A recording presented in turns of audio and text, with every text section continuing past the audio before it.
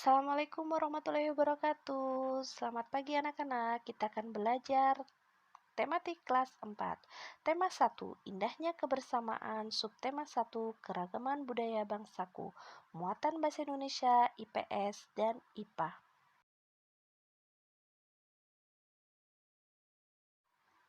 Tujuan pembelajaran adalah siswa mampu mengidentifikasi dan menyajikan gagasan pokok dan gagasan pendukung. Siswa mampu menyebutkan keragaman budaya, etnis, dan agama di Indonesia. Siswa mampu menyebutkan cara menghasilkan bunyi dari beragam benda sekitar. Pada subtema 1, muatan bahasa Indonesia, kita akan belajar gagasan pokok. Dalam paragraf, gagasan pokok berdampingan dengan gagasan pendukung.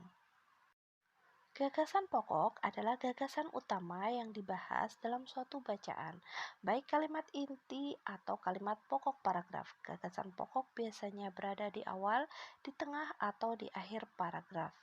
Sedangkan gagasan pendukung adalah uraian atau informasi tambahan gagasan pokok, disebut juga gagasan penjelas.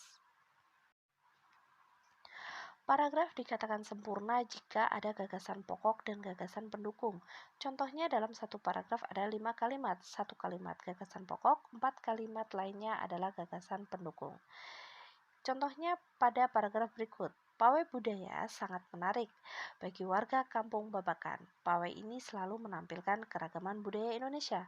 Udin dan teman-teman tidak pernah bosan menanti rombongan pawai lewat.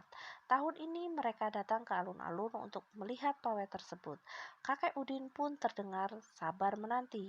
Terdengar suara gendang yang menandakan rombongan pawai semakin dekat. Dari paragraf tersebut, kita dapat menyimpulkan gagasan pokok paragraf tersebut. Pertama yang kita lakukan adalah kalimat utamanya. Kalimat utamanya adalah pawai budaya sangat menarik bagi kampung Babakan. Maka gagasan pokoknya adalah pawai budaya di kampung Babakan.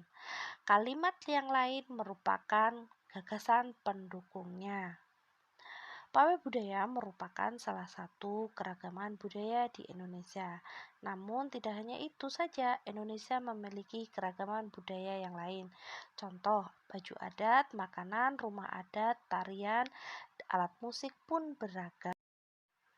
Anak-anakku, keragaman budaya di Indonesia merupakan keunggulan negara Indonesia dibanding dengan negara lain. Kita patut bangga ya. Alat musik di Indonesia pun beragam, tiap daerah beragam, bahkan ada yang lebih dari satu dalam setiap daerah.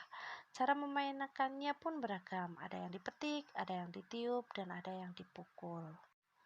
Contohnya yaitu ada angklung, ada kendang, ada tifa, ada kecapi, dan ada suling.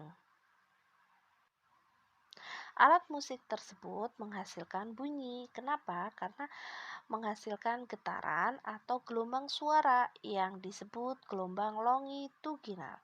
Sehingga semua benda yang bergetar menghasilkan bunyi disebut sumber bunyi.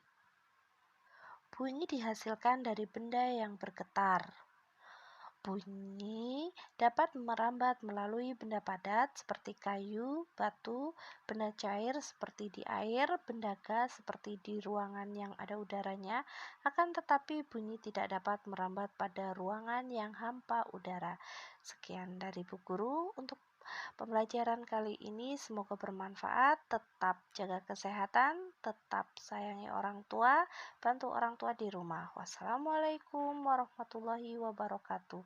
Terima kasih.